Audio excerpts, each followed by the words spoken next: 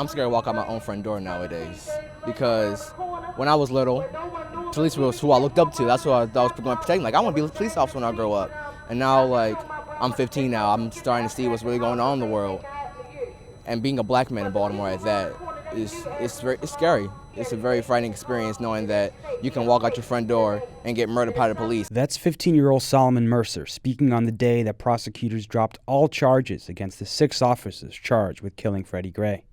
The death of Gray last April, just one in a series of high-profile police killings, sparked mass demonstrations across the country, the firing of the police chief, and prompted city and business leaders to promise to restore faith in institutions many feel have long favored the rich at the expense of the many. But 15-year-old Mercer says leaders have forgotten the most important thing, to heed the will of the people.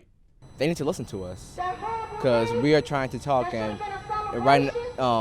someone once told me you can only get slapped so many times before you slap back. And we've been trying to talk to them for a long time, and they haven't been listening.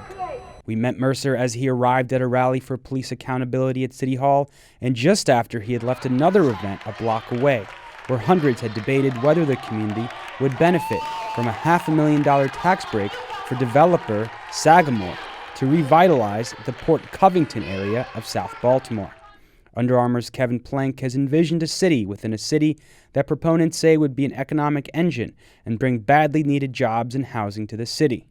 But critics like Mercer say more needs to be done to bring resources to disinvested neighborhoods like Sandtown, Winchester, where Freddie Gray was raised, suffered lead poisoning, attended under-resourced schools, and was arrested and ultimately died.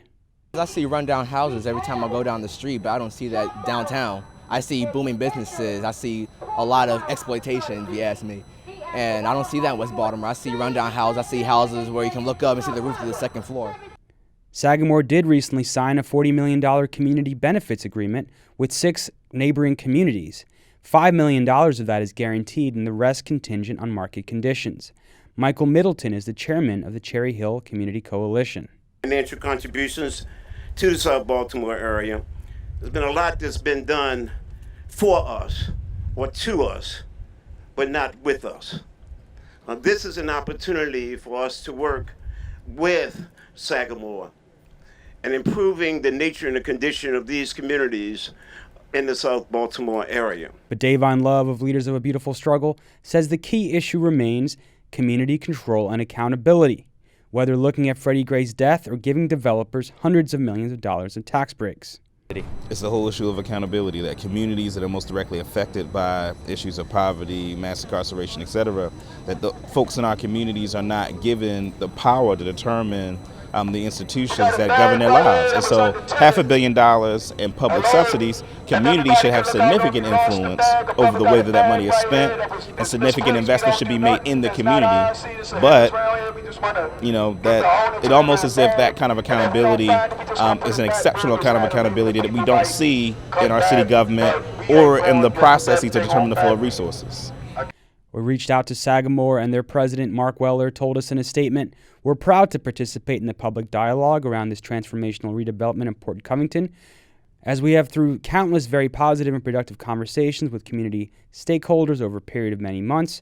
We look forward to the next steps with the City Council and even more opportunities to inform and engage the public about Port Covington." We walked over to the hearing and saw many remained in attendance, even several hours after it started. Proponents argued that city residents would benefit from the tax break because the developer would hire locally, and the increased tax revenue would benefit the entire city. But many, like Lawrence Brown, an assistant professor at Morgan State University, argue local hiring and housing goals must be mandatory, especially if we're to prevent more Freddie Grays. There are thousands of Freddie Grays in our city. There are thousands of babies that are yet to be born that have the potential to be lead poisoned, that have the potential to attend apartheid schools, that have the potential to have poor health outcomes, and to have these interactions with police. So what this project means is that thousands of children have the opportunity to live in a community of opportunity in Port Covington if we have sufficient affordable housing, if we have real fair housing.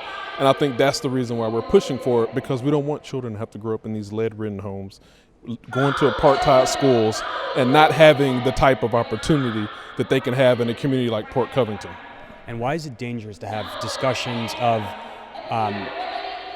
justice with police accountability, reducing crime, without talking about economic justice and using the power, not just individual actions, but the power of institutions to guide that? Well, I mean, just look at our city budget. We spend more on policing for fiscal year 2017, $475 million, than we do in health, housing, arts, and parks combined.